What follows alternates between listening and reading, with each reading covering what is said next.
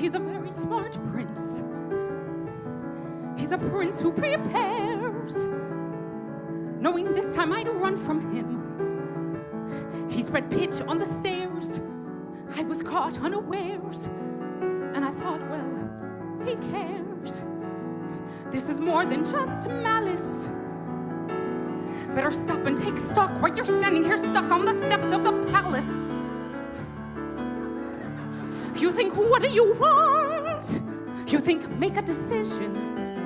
Why not stay and be caught? You think, well, it's a thought. What would be his response? But then what if he knew who you were when you know that you're not what he thinks that he wants? And then what if you are what a prince would envision? Although how can you know who you are till you know what you want, what you don't? So then which do you pick when you're safe out of sight in yourself, but where everything's wrong?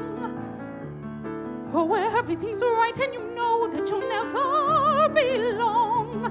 And whichever you pick, do it quick, 'cause you're starting to stick to the steps of the palace. It's your first big decision. The choice isn't easy to make. To arrive at a ball is exciting and all. Once you're there, though, it's scary. And it's fun to deceive when you know you can leave, but you have to be wary. There's a lot that's at stake, but you stalled long enough, 'cause you're still standing stuck in the stuff on the steps. Better run along home and avoid the collision.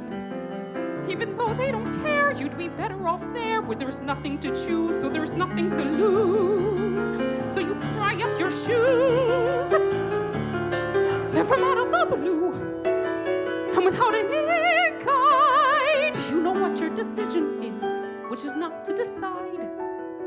You just leave him a clue. For example, a shoe, and then see what he'll do.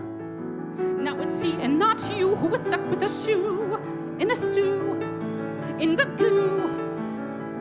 And you've learned something too, something you never knew.